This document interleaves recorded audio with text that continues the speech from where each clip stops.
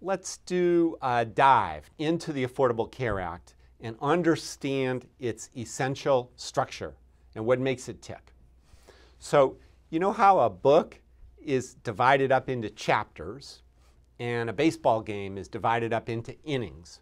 So a federal law, a federal statute in the United States is broken up into titles.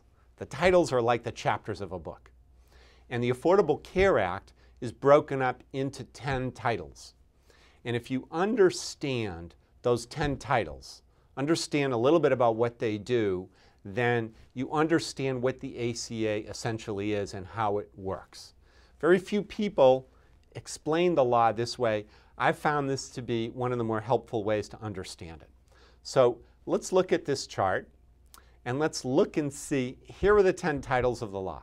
And these are, for the most part, the official names with a little bit of amendment here and there. But let me go through them just very quickly to give you a sense of what this law is all about.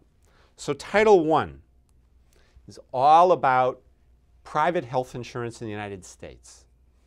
Most of the fundamental parts of Title I were implemented on January 1, 2014. Because of those changes, we have seen a revolution in private health insurance. Now, you may think it's a great revolution. You may think it's a horrible revolution. There's just no doubt these are revolutionary changes in terms of it. Title II deals with all things about the Medicaid program. You're going to learn a lot more about Medicaid in a couple of weeks.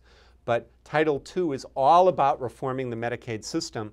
This was intended to be a revolution in the Medicaid program. And it is, with one wrinkle.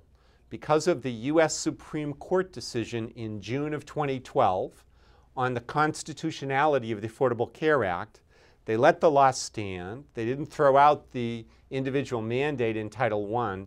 They did, however, say that the Medicaid expansions in Title II have to be an option for states rather than mandatory, and that's how the ACA was written. So right now, Title II is a revolution in Medicaid in the states that adopt it, and it's a revolution to be in the states that at this point are holding back and not embracing it. Title III does two things. It makes changes to the Medicare program to improve the program for the enrollees and to lower the rate of cost growth in the Medicare program that helps finance about 40% of the total cost of the ACA. And secondly, it initiates a series of reforms to the U.S. medical care delivery system. You remember our talk in the last class about the quality, efficiency, and effectiveness of medical care in the United States and how poorly we rank by international comparisons. So Title III and the delivery system reform is the part of the law where Congress crafted a whole series of initiatives we'll talk more about in detail in a couple of minutes that are attempting to improve the quality, efficiency, and effectiveness of medical care, not just for Medicare enrollees, but for everyone. Title IV is the part of the law focused on prevention, wellness, and public health, trying to create a system that will by no means be perfect, but will be significantly better in terms of preventing people from getting sick in the first place. This is not a revolution. This is some important, significant steps forward. And Title V, similarly, deals with the healthcare workforce in the United States. Not just about 30 million new people coming into health insurance, but there are many issues all the time in terms of constantly improving and adapting the healthcare workforce to the needs of the time. And Title V is the title where those initiatives exist. And again, we'll provide some more detail later. Title VI is a little bit of a grab bag. It's a number of different things. Importantly, it's a whole series of measures to deal with fraud, waste, and abuse in the U.S. healthcare system, to create greater transparency, and some other surprises I'm going to tell you about in a few minutes.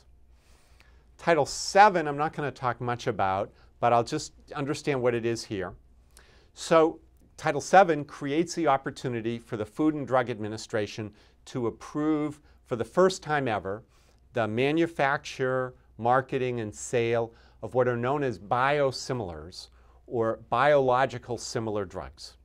You all know about traditional pharmaceuticals, traditional drugs, and you've probably heard about generics, which are kind of mass-produced entities that are knockoffs of those prescription drugs.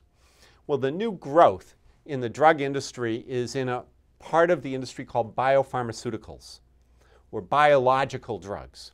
And so biosimilars is a way to create similar entities, not as tightly close as generic drugs, but pretty close.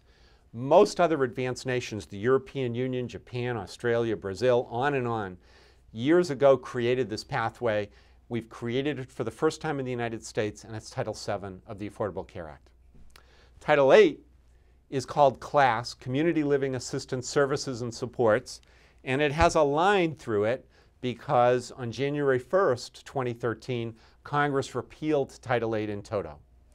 Title VIII was the personal priority of my boss when I worked in the US Senate, the late Senator Edward Kennedy. He very much wanted to create a new kind of income protection program for Americans who were permanently or temporarily disabled. The CLASS Act, as it was drawn, had some real flaws in them that could have been addressed had Congress wanted to go back and amend it. Rather than amend it, Congress repealed Title VIII in toto. Title IX are revenue measures, tax increases to pay for about 40% of the cost of the law. I'll give some more description of those later. And Title X sometimes is referred to as the manager's amendments, and it is simply changes to Titles I through IX. Now, those of you who know something about legislative process might say, well, why did they do that as a separate title as opposed to taking those amendments and just folding them into the appropriate places in Title I through IX? That would be the normal way something like that was done. It was not possible in Congress in November and December 2009 because health reform had become so politically polarized that the opposition could have tied up the Senate in knots for years to come as all of these were done individually. And so instead they were all put together in one title, Title X, and include amendments to Titles I through IX. And finally, as I mentioned, after the law, Titles I through X, were signed into law, Congress passed a follow-up law called the Healthcare and Education Reconciliation Act, which mostly consists of amendments to Titles I through X. So that's what the Affordable Care Act is. That's everything it is. That's all there is. And if you understand this structure, then you have a sense of what ACA actually does. And by the way, anytime you want, just go online and Google Affordable Care Act text, and you can immediately draw up for you the actual text of the law that you can see yourself.